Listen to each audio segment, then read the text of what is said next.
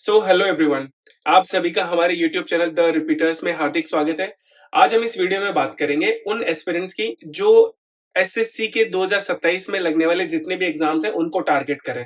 मतलब जो बिगिनर है, जो अभी उन्होंने प्रिपरेशन शुरू करी है और उनका टारगेट एसएससी के जितने भी एग्जाम्स जो 2027 में लगने वाले हैं, चाहे वो सीएचएसएल हो, चाहे वो सीजीएल हो, चाहे वो सीपीओ हो, स्टेनो हो, या फिर कोई भी जो एसएससी एग्जाम लेता है, अगर उनकी वो प्रिपरेशन अगर अभी से शुरू कर रहे हैं तो ये वीडियो उनके लिए है। इस वीडियो में हम उनको 6 महीने का एक रोड मैप देने वाले हैं कि उनको आने वाले 6 महीने में मैथ्स को किस तरह से करना चाहिए, ताकि जो नए पैटर्न के अकॉर्डिंग जो अभी क्वेश्चन आ रहे हैं उनकी प्रिपरेशन वो कर सके।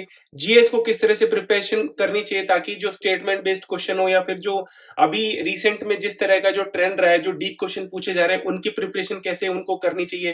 ठीक है। इसके अलावा इंग्लिश में, स्पेशली जो हिंदी मीडियम के स्टूडेंट्स हैं, उनको इंग्लिश में सबसे ज्यादा प्रॉब्लम आती है, तो वो आने वाले 6 महीने में इंग्लिश को किस तरह से अप्रोच करें ताकि 6 महीने में उनकी इंग्लिश टिप टॉप हो सके और वो एसएससी के किसी भी एग्जाम के लिए इंग्लिश जिसमें आता है उसके लिए वो रेडी रहे। तो आपको इस वीडियो में पूरा 6 महीने का जितना भी ये जो मैथ इंग्लिश जीएस को लेकर जितनी भी चीजें हैं वो मैं सारी इस वीडियो में बताऊंगा। इसके अलावा इस वीडियो के एंड में मैं आपको हमारे जो प्राइवेट ग्रुप है, जो कि हम एसएससी सीजीएल 2027 के लिए शुरू कर रहे हैं, स्पेशली ये सीजीएल के लिए है। तो जो प्रिपरेशन अगर सीजीएल 2027 की अभी से करना शुरू करें उनके लिए ग्रुप हम यहाँ पे बना रहे हैं, जिसमें मैं आपको खुद गाइड करूंगा कि आपको कैसे पढ़ना है, क्या पढ़ना है, कहाँ से पढ़ना है, वो सब मैं बताऊंगा। इसके अलावा बहुत सारी चीजें हैं जिसको मैं एंड में बताऊंगा कि इस प्राइवेट ग्रुप में या फिर जो मेंटोरशिप प्रोग्राम है उसमें आपको क्या क्या चीजें मिलने वाली है, इसका भी मैं एंड में आपको पूरा यहाँ पर बताऊंगा। ठीक है। तो जिसको भी ये मेंटोरशिप में आना है तो इस वीडियो को पूरा एंड तक देखें। अभी मैं आपको बताता हूं कि जो एस्पिरेंट्स एसएससी के एग्जाम से उनकी तैयारी करने शुरू करना जा रहे हैं उनको 6 महीने में किस तरह से क्या क्या चीजें करनी चाहिए। सबसे पहले हम बात करते हैं जीएस की। तो देखो, जीएस और इंग्लिश दो ऐसे सब्जेक्ट है जिसको लेकर लोगों को सबसे ज्यादा प्रॉब्लम रहती है। देखो, इंग्लिश में ये प्रॉब्लम रहती है कि उनको ये नहीं पता चलता है कि उनका, जैसे वो पढ़ तो लेते हैं, टीचर से वो कोर्स खरीद लेंगे, लेकिन उनका स्कोर इंप्रूव नहीं होगा। जीएस में उनको ये प्रॉब्लम रहती है कि वो अगर पढ़ना भी चाह रहे हैं तो कहाँ से पढ़े, पहली चीज तो ये प्रॉब्लम आती है। अगर उनको ये भी पता चल जाए कि कहाँ से पढ़ना है तो उनको ये नहीं पता चलता है कि उसमें कितना पढ़ना है और किस तरह से पढ़ना है। तो यहाँ पर मैं आपको इस वीडियो में बताऊंगा कि आपको कहाँ से पढ़ना है और किस तरह से आपको उस जीएस को अप्रोच करना है और क्या चीजें नहीं करनी है। ठीक है। तो देखो, सबसे पहली चीज कि जीएस में आपको क्या नहीं करना है, तो वो है कि आपको स्टैटिक जीके नहीं पढ़ना है। आप जहां पर भी जाएंगे जीएस ओरिएंटेड जो भी आपको जितने भी यूट्यूब चैनल मिलेंगे उनमें सब में आपको स्टैटिक जीके वो पढ़ाते हुए मिलेंगे।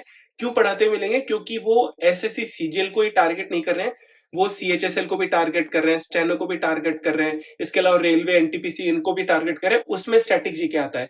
लेकिन अगर मैं एसएससी सीजीएल की बात करूं तो उसमें स्टैटिक जीके नहीं आता है। ठीक है। यहां पर जो सीजीएल की तैयारी करने जो लोग आए हैं उनको मैं बता दूं कि सीजीएल में स्टैटिक जीके मेंस में नहीं आता है, प्री में आता है केवल, और प्री क्वालिफाइंग होता है। ओके। तो अगर आप सीजीएल की तैयारी करें तो आपको स्टैटिक जीके नहीं करना है, बिल्कुल भी नहीं छेड़ना है। देखिए, मैं आपको एक चीज बताऊं कि जीएस में टोटल 7 तो कोर सब्जेक्ट है जो कि यहाँ पे लिखे हुए हैं। ठीक है। इसके अलावा आपका करंट अफेयर आता है, स्टैटिक जीके आता है, मतलब टोटल 8। इस अगर 9 टॉपिक इसमें मानते हैं हम, तो 9 में से अगर आप एक को स्किप भी कर देंगे ना तो भी कोई फर्क नहीं पड़ रहा, आपके स्कोर में इतना ज्यादा कोई डिफरेंस क्रिएट नहीं होगा। तो इसलिए मैं कह रहा हूं कि स्टैटिक जीके आपको नहीं करना है। ठीक है। इसके अलावा आपको करंट अफेयर पे पूरा फोकस रखना है। ठीक है। करंट अफेयर में आपको मंथली करना है। ऐसा नहीं है कि आज आपके पास में टाइम है तो आपने डे टू डे वीडियोस देखना शुरू कर दिया और उनके नोट्स बनाने शुरू कर दिए, बिल्कुल गलत। आपको डे वाइज करंट अफेयर करने ही नहीं है, आपको मंथली करंट अफेयर करने हैं और उनके नोट्स बिल्कुल भी नहीं बनाने हैं। ठीक है। जो लोग यूट्यूब पर मंथली वीडियोस डालते हैं वो उन वीडियोस की पीडीएफ भी आपको फ्री में प्रोवाइड करते हैं। ठीक है। और अगर वो पीडीएफ प्रोवाइड फ्री में भी नहीं करते हैं तो इधर उधर से आपको उनकी पीडीएफ आराम से मिल जाएगी, तो आपको यहाँ पे नोट्स भी नहीं बनाने करंट अफेयर के। अब आता थी कोर सब्जेक्ट की। तो कोर सब्जेक्ट में कौन कौन से आ गए? इकोनॉमिक्स आ गया, ज्योग्राफी आ गया, और पॉलिटी आ गया, और हिस्ट्री आ गया। अब देखो, इनको आपको ये जो 4 सब्जेक्ट है ना, पहले इनकी मैं बात करूं, इनको आपको 5+1 डे रूल, जो रिवीजन रूल है, उससे आपको इनका रिवीजन करना है। कैसे करना है?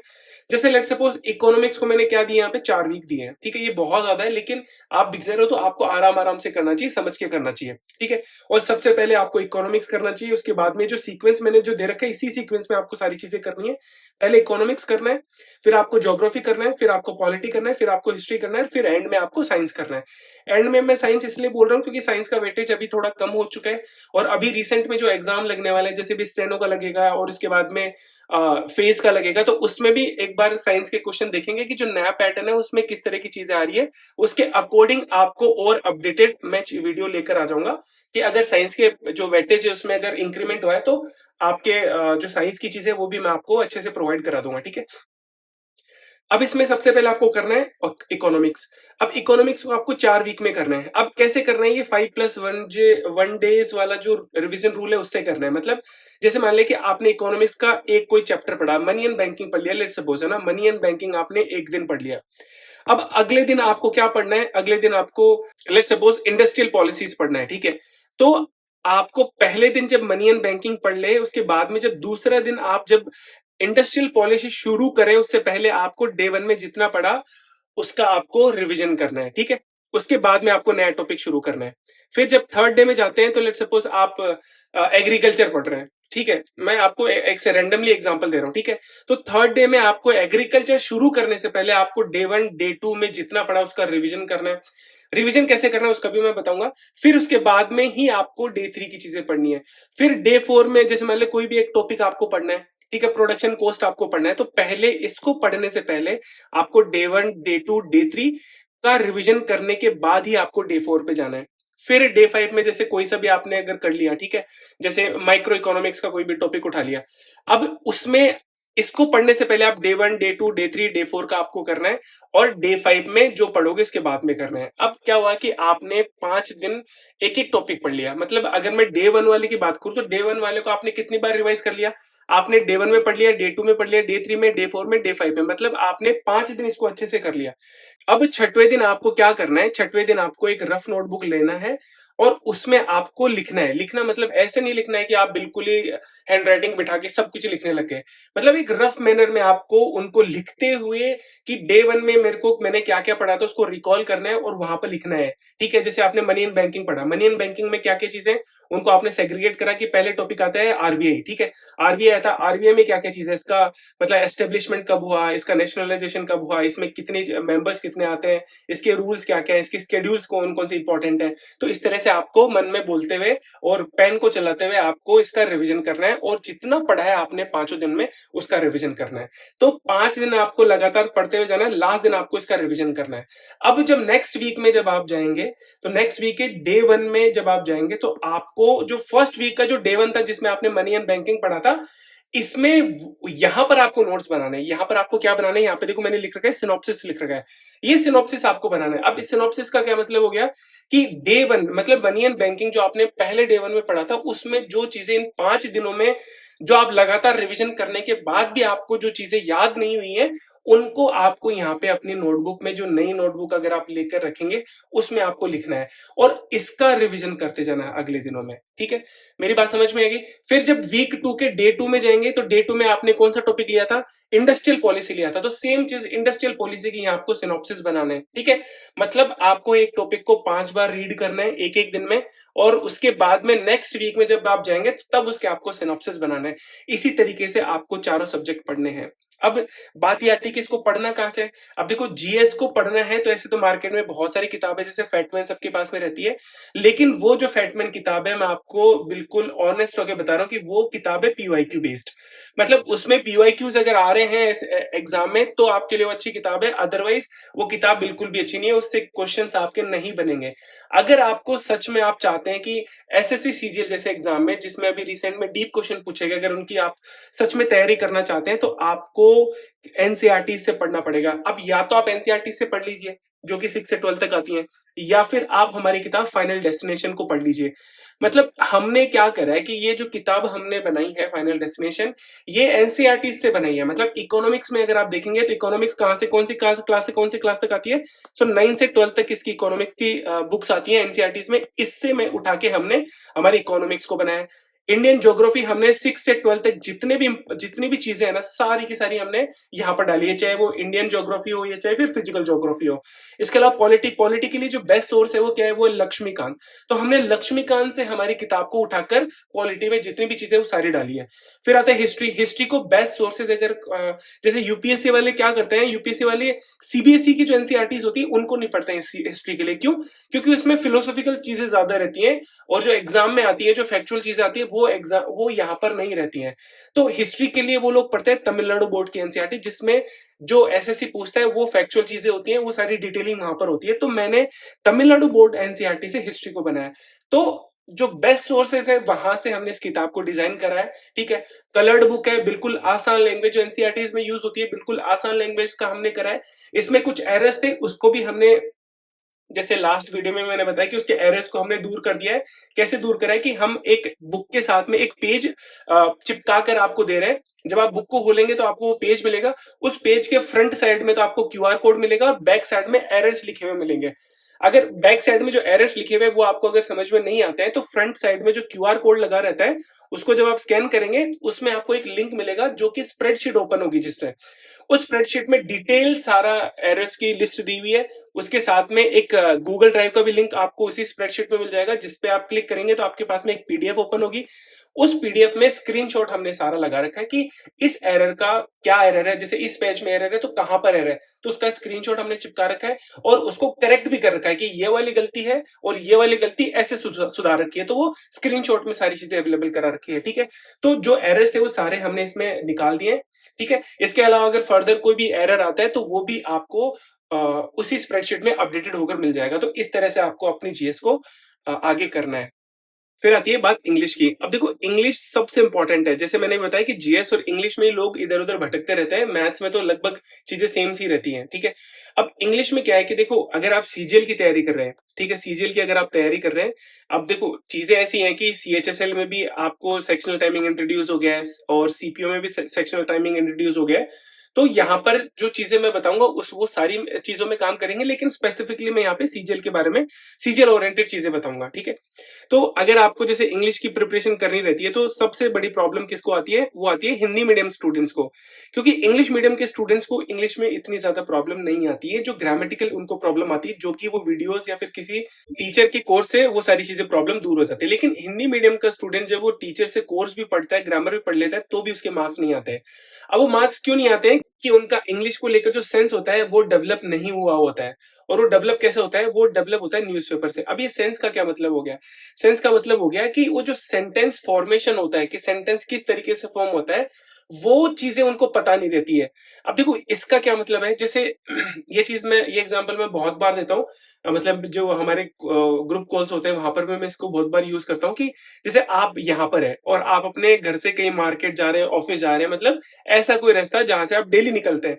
तो इस रास्ते में कहां पर ब्रेकर आएगा, कहां पर मोड़ आएगा, ठीक है, कहां पर टी पॉइंट आएगा, अगर आप वहां से डेली निकल रहे हैं तो आपको एक टाइम के बाद में, जैसे पहली बार जाएंगे तो आपको ध्यान नहीं रहेगा कि यार कल जो जहां पर ब्रेकर आया था, आपके दिमाग में नहीं आएगा कि यहाँ पर ब्रेकर है। लेकिन जब सेम रास्ते से आप रोज निकलेंगे तो आपको वो जो ब्रेकर कहां पर है, टी पॉइंट कहां पर है, यू टर्न कहां पे लेना है, वो सब आपको ऑटोमेटिकली पता चल जाएगा। मतलब आपको उन सब चीजों को याद करने की जरूरत नहीं है कि यार यहाँ पर 500 मीटर जाने के बाद में ब्रेकर आता है।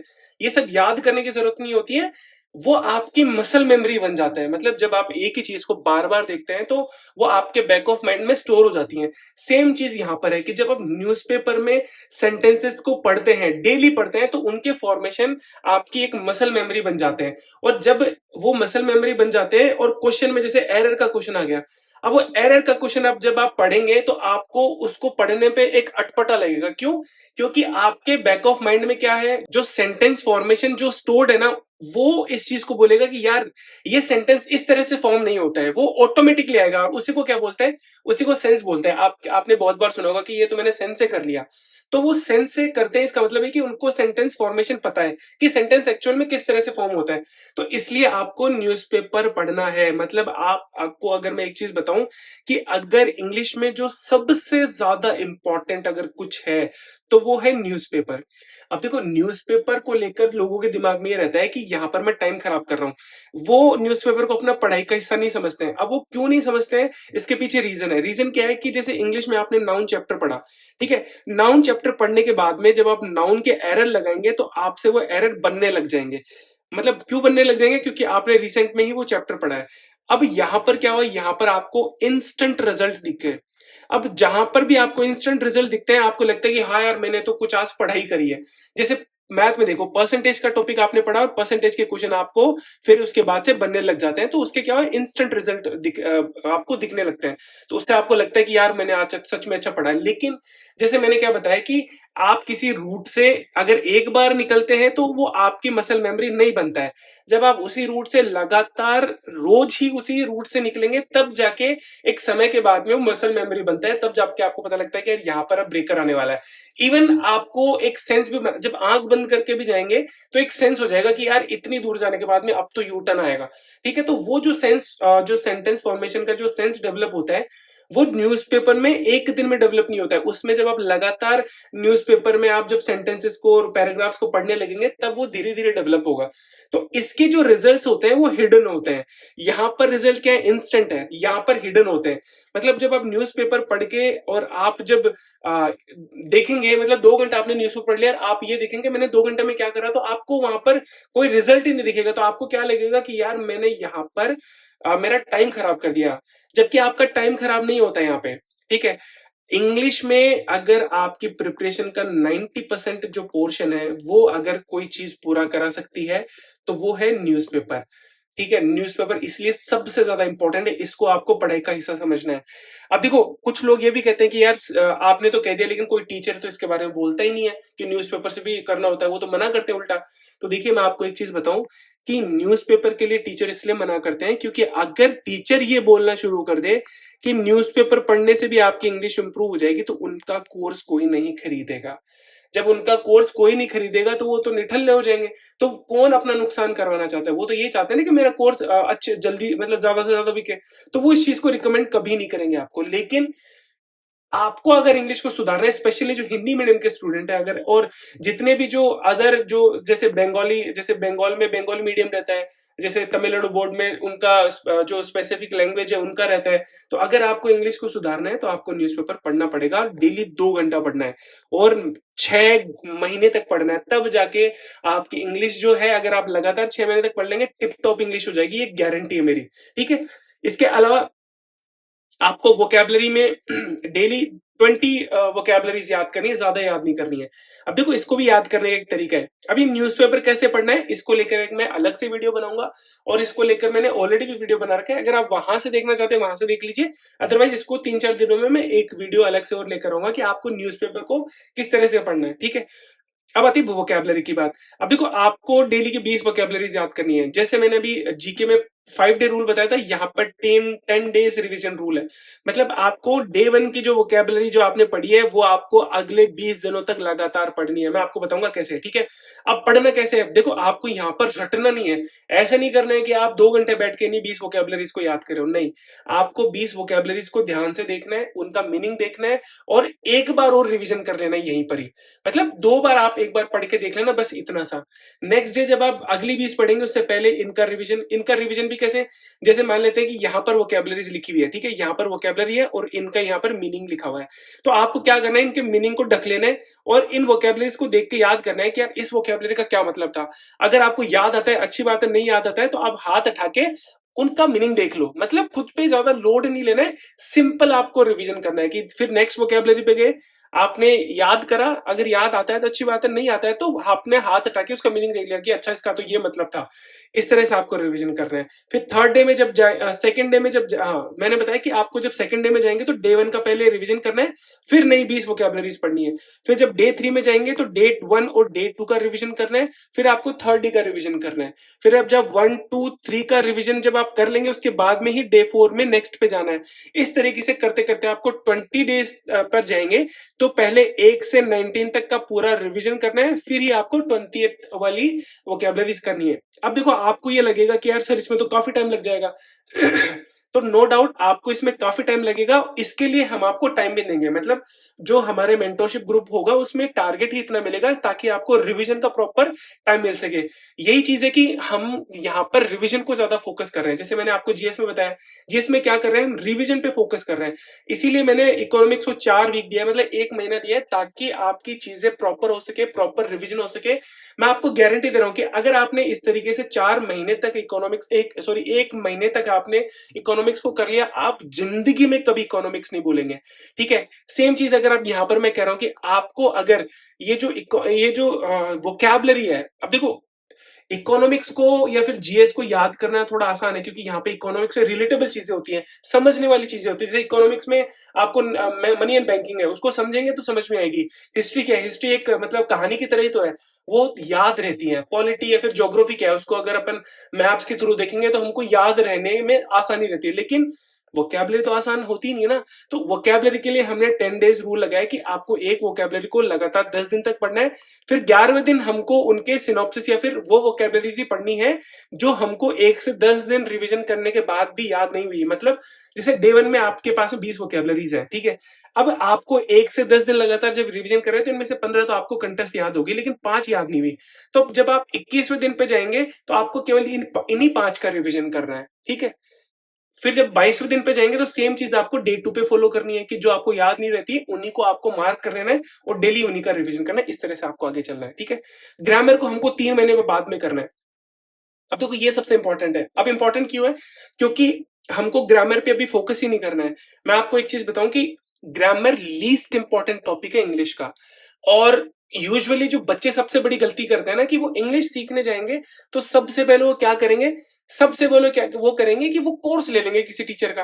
और कोर्स में वो जो हमारे टीचर है वो क्या करेंगे, वो पढ़ाएंगे ग्रामर। मैं आपको बता रहा हूं कि ग्रामर सबसे लीस्ट है, सबसे लीस्ट चीज है ग्रामर। आपकी सबसे इंपॉर्टेंट है न्यूज़पेपर और दूसरी वोकैबुलरी। इन्हीं पे आपको आने वाले 3 महीने पे फोकस रहना है। जब आपकी लगभग वोकैबुलरी हो जाएगी और 3 महीने तक न्यूज़पेपर पढ़ लेंगे, उसके बाद में आपको ग्रामर करना है। न्यूज़पेपर को 6 महीने पढ़ना है नो डाउट, लेकिन 3 महीने बाद में आपको ग्रामर शुरू कर देनी है। तो आपको इस तरह से इंग्लिश को अप्रोच करना है।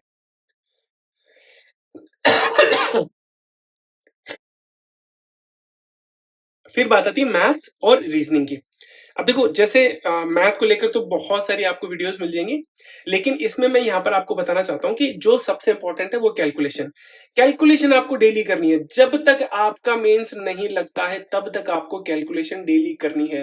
ये ऐसी चीज है जो आपको आपके मेंस के एग्जाम में, जैसे मेंस का एग्जाम 30 मिनट में 30 क्वेश्चन करने होते हैं मैथ्स के, मैं आपको मतलब एक अश्योरिटी के साथ कहना चाह रहा हूं कि अगर आपने कैलकुलेशन की लगातार अच्छे से प्रैक्टिस करी तो ये जो कैलकुलेशन है आपके 5 से 7 मिनट आपको एक्स्ट्रा में दे सकती है, आपके 5 से 7 मिनट बचा सकती है। मतलब ये होगा कि किसी अदर स्टूडेंट को 30 क्वेश्चन करने के लिए 30 मिनट मिलेंगे और आपको उन्हीं क्वेश्चन को करने के लिए 35 से 37 मिनट मिलेंगे। सिर्फ किस वजह से, सिर्फ कैलकुलेशन की वजह से। तो अगर आप ये एज लेना चाहते हैं मैथ्स में लोगों से तो ये कैलकुलेशन आपको करनी पड़ेगी। तो ये सबसे इंपॉर्टेंट है। बाकी आपको अर्थमेटिक को 3 महीने में खत्म करना है। सबसे पहले आपको अर्थमेटिक करनी है, उसके बाद में ही एडवांस में जाना है। एडवांस में 3 महीने मैंने क्यों दिए हैं, यहाँ पे टॉपिक कम है लेकिन टॉपिक बड़े हैं। जैसे कि ज्योमेट्री बहुत बड़ा टॉपिक है, मेंसुरेशन बहुत बड़ा टॉपिक है। तो पहले हम अर्थमेटिक को करेंगे 3 महीने और फिर बाद में हमको एडवांस करनी है, ठीक है। रीजनिंग को आपको टॉपिक वाइज करना होता है और वो भी 3 महीने बाद में। मतलब अभी हमको मॉक वगैरह तो लगाने हैं नहीं, अभी हमको मैथ, रीजनिंग और इंग्लिश पे फोकस रहना है। जब इनका हम सफिशिएंट हमारा जो सिलेबस है वो जब कंप्लीट हो जाएगा, उसके बाद में जब हम जैसे मान लें कि 3 महीने में आपकी अर्थमेटिक कंप्लीट हो गई, अब आप है ना मॉक लगाने लायक हो जाते हैं अर्थमेटिक को करने के बाद में। मतलब आप मॉक लगा सकते हैं। तो जब मॉक लगाना शुरू करेंगे तो रीजनिंग के भी लगाना शुरू कर देना। तो उसमें फिर आपको जिस टॉपिक में दिक्कत है उस टॉपिक में आप उनको टॉपिक वाइज कर लेना, ठीक है। तो इस तरह से आपको करना है। तो ये तो आपके 6 महीने का ये चीजें होगी कि आपको 6 महीने में किस तरह से चीजें करनी है, ठीक है। अब मैं आपको थोड़ा सा डिटेल दे देता हूं कि आपको जो मेंटरशिप होने वाली है उसमें हम क्या क्या चीजें प्रोवाइड करने वाले हैं। देखो यहां पर जितनी भी मैंने चीजें बताई हैं सब्जेक्ट वाइज वो तो इसी तरीके से चलेगी जो मैंने यहाँ पर बताया, ठीक है, कि इसी तरीके से हम आगे करवाएंगे। लेकिन अगर हम, जैसे मैं मेंटोरशिप चला रहा हूँ, ठीक है, अगर मेंटोरशिप में चला रहा हूँ तो हम अगर उसमें कुछ भी चार्ज कर रहे हैं, ठीक है, तो वो क्यों कर रहे हैं, उसमें स्पेसिफिक क्या है, उसमें हम और क्या प्रोवाइड करेंगे इनके अलावा, वो सारी चीजों के बारे में हम यहाँ पर आपके बात करेंगे, ठीक है। तो यहाँ पर जो हमारी टीम रहने वाली है उसमें मैं आपको गाइड करूंगा, मैं सारी चीजें आपके, जैसे गाइडेंस को लेकर हो गया, आपके ग्रुप कॉल्स हो गए, या फिर आपके जो टारगेट जो बनाना है वो सारा मैं बनाऊंगा। बाकी टीम है, टीम मतलब जो टारगेट्स को देने वाली, जो डाउट सोल्वर है, या फिर इसके अलावा कि आपके जो ओवरऑल जो आपको चीजें देखने वाला है, या फिर आपके जो अदर डाउट्स है, जैसे मैथ को, इंग्लिश को, जो सब्जेक्ट के डाउट्स के अलावा जो रहने वाले हैं, वो सारे सेलेक्टेड लोग हैं, उनके बारे में भी आपको मैं बता दूंगा। जब आप ग्रुप में आएंगे सारी डिटेल दे देंगे। वो भी सेलेक्टेड है, वो भी मेरी तरह आईटीआई है, इनकम टैक्स इंस्पेक्टर है, और एक हमारे आकाश जी हैं, ठीक है, वो भी यहाँ पर आपके पास में रहेंगे, ठीक है। ये सीजीडीए में अभी प्रेजेंट टाइम पर, ओके। तो आपको हमारी टीम को लेकर बिल्कुल भी टेंशन नहीं लेना, सारे लोग सेलेक्टेड है। हाँ, जो बाकी जो टारगेट डाल रहे हैं या फिर जो डाउट सोलर है वो तो सेलेक्टेड नहीं है, लेकिन जो आपको गाइड करेंगे वो सब लोग सेलेक्टेड है, ठीक है। मैंने इस एसएससी सीजीएल एग्जाम को लगातार 3 बार क्रैक करा है। पहले मुझे इनकम टैक्स इंस्पेक्टर मिला, फिर मुझे प्रिवेंटिव ऑफिसर मिला, और अभी सीजीएल 2024 में मुझे सीबीआई में एसआई की पोस्ट मिली थी, ठीक है। तो सबसे पहली चीज कि गाइडेंस क्यों नेसेसरी है, ठीक है, उससे पहले मैं आपको बता देता हूँ कि मेंटोरशिप क्या होती है। देखो, मेंटोरशिप को लेकर लोगों को ये थोड़ा दिमाग में रहता है कि मेंटोरशिप का मतलब होगा कि आपको ग्रुप में पता नहीं कुछ एक्सक्लूसिव मिल जाएगा, मतलब एक ऐसी दवा मिल जाएगी जिसको पीते ही आपको सब कुछ याद हो जाएगा, या फिर ऐसा कोई जीएस का कोई ऐसा सोर्स मिल जाएगा, या फिर ऐसी कोई पीडीएफ मिल जाएगी, या फिर मैथ का ऐसा कोई कंटेंट मिल जाएगा जिससे आपका सिलेक्शन हो जाएगा। तो लोगों को ये गलतफहमी रहती है। तो भैया, आपको यहाँ पर कुछ एक्सक्लूसिव कंटेंट नहीं मिलने वाला है। मैं कंटेंट की बात कर रहा हूं कि कंटेंट को लेकर कुछ भी एक्सक्लूसिव नहीं रहने वाले यहाँ पे। मेंटोरशिप का मतलब होता है गाइडेंस, कि आपको जो आपके पास में रिसोर्सेज है उनको किस तरह से आपको पढ़ना चाहिए, उनको कितना पढ़ना चाहिए, उनको कैसे पढ़ना चाहिए, वो चीज यहां पर आपको मिलेगी। तो कंटेंट के नाम पर आपको बिल्कुल भी नहीं आना है इसमें, मैं पहले बता रहा हूं। अगर आपने ग्रुप में आने के बाद में अगर ये बोला कि सर हमको तो ये लगा था आप ये प्रोवाइड कराओगे, वो प्रोवाइड कराओगे, मैं सच बता रहा हूं, आपको ब्लॉक कर दूंगा तुरंत, ठीक है। तो मेंटोरशिप में आपको यहाँ पर गाइडेंस मिलेगी। हाँ, जो कंटेंट जो जितना चाहिए होता है ना वो सारा हम प्रोवाइड करेंगे, लेकिन आप किसी एक्सक्लूसिव चीजों के लिए मत आइए। मतलब आपको जो पीडीएफ नेसेसरी है, मतलब कि मैथ्स में तो आपको ये पीडीएफ तो चाहिए ही चाहिए कि ये वाली बुक है, या फिर जैसे मान लें कि जीएस में ब्लैक बुक होती है, तो ब्लैक बुक के किसी के पास में है तो अच्छी बात है, नहीं है तो हम उसकी पीडीएफ आपको प्रोवाइड करा देंगे, ठीक है। तो जो नेसेसरी है वो तो सारा कंटेंट आपको मिलेगा, लेकिन एक्सक्लूसिविटी के लिए आप वहां पर मत आइए कि सर यार कि सर ये तो मतलब कि आपको हर जगह मिल जाएगा, फिर आपने हमसे इतने पैसे लेकर हमको क्या प्रोवाइड करा, तो उसके लिए आप बिल्कुल मत आइए, ठीक है। फिर आता है कि गाइडेंस क्यों जरूरी है। तो देखो, इसका एग्जांपल मैं मेरे से लेके बता देता हूं कि मैंने एसएससी सीजीएल एग्जाम को लगातार 5 बार दिया है, ठीक है। शुरुआत के 2 अटेम्प्ट में मेरा सिलेक्शन ही नहीं हुआ। अब सिलेक्शन क्यों नहीं हुआ?